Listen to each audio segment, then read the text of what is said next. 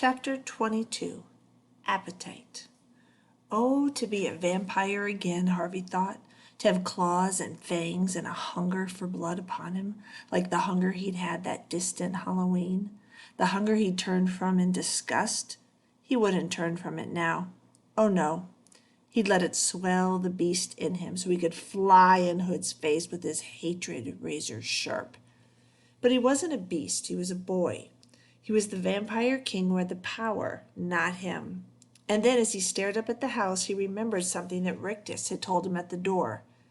It takes a lot of magic to conjure these shams and hoaxes, he'd said. Mr. Hood's really sweating to find something you like. Maybe I don't need fangs to suck 'em dry, Harvey thought. Maybe all I need is wishes. I want to talk to Hood, he told Rictus. Why? Well, maybe there are some things I'd like. Only I want to tell him about them personally. He's listening, Rictus said, glancing back towards the house. Harvey scanned the windows and the eaves and the porch, but there was no sign of any presence.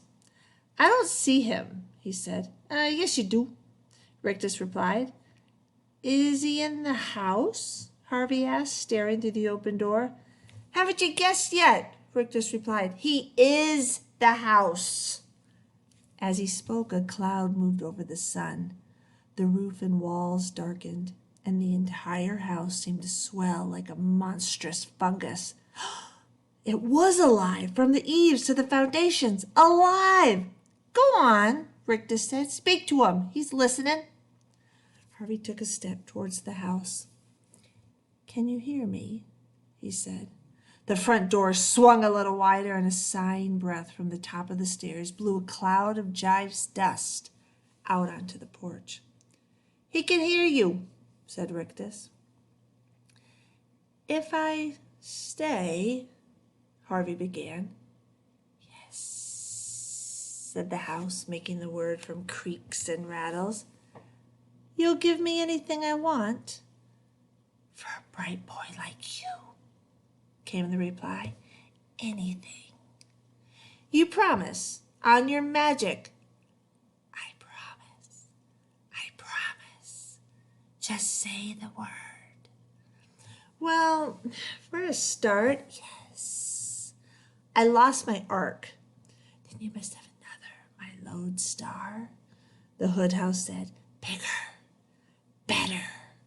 And a board of the porch folded back as an ark 3 times the size of the first one rose into view. I don't want wooden animals, Harvey said as he walked towards the step. What then? Said Hood.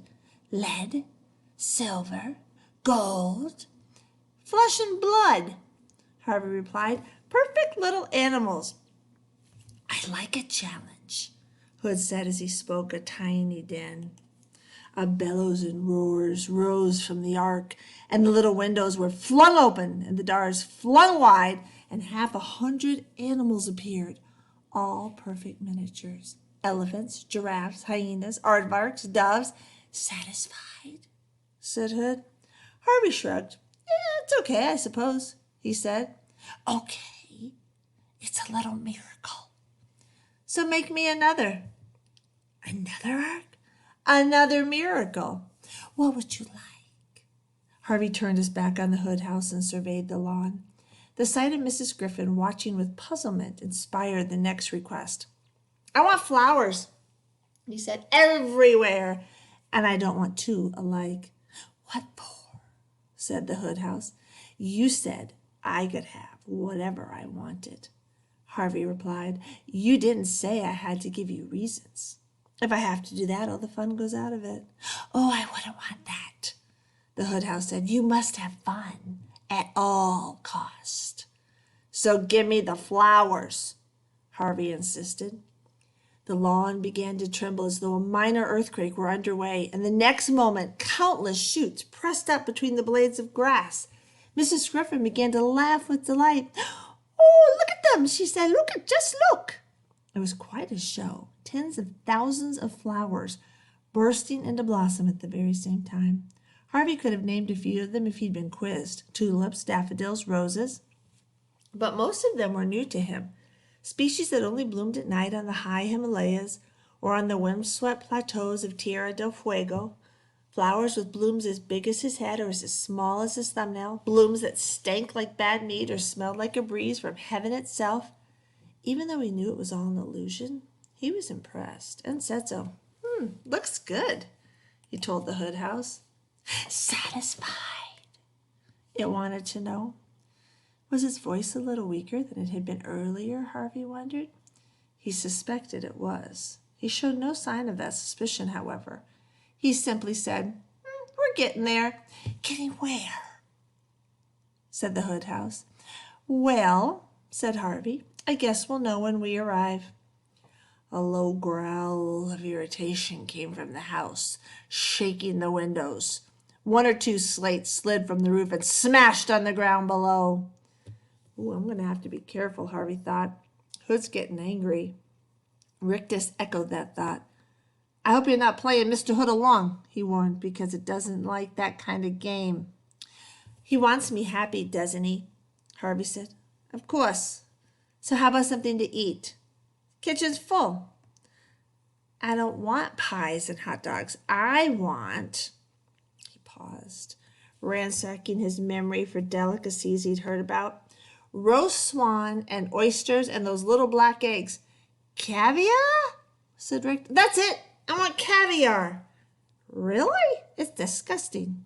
I still want it, said Harvey. And frog's legs and horseradish and pomegranates. The meals were already appearing in the hallway, plate upon steaming plate. The smells were tantalizing at first, but the more dishes Harvey added to the list, the more sickly the mix became.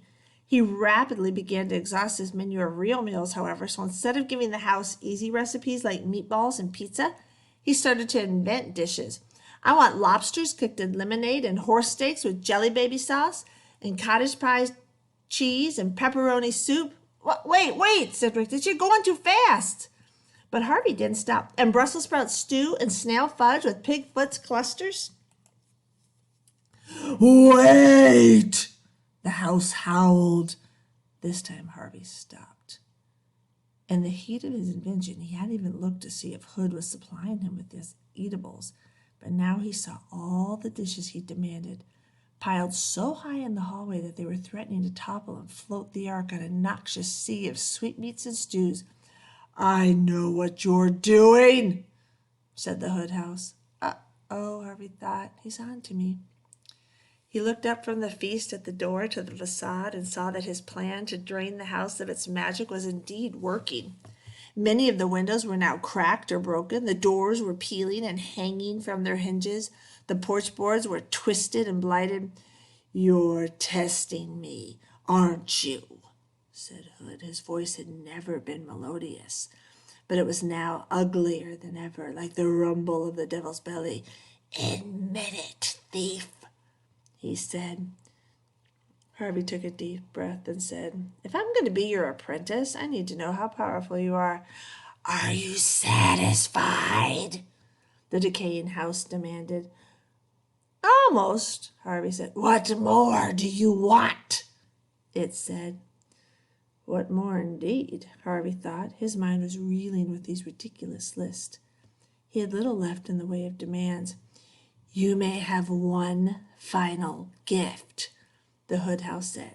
One final proof of my power. Then you must accept me as your master forever and ever. Agreed? Harvey felt a trickle of cold sweat run down his spine. He stared at the teetering house, his mind racing. What was left to demand? Agreed!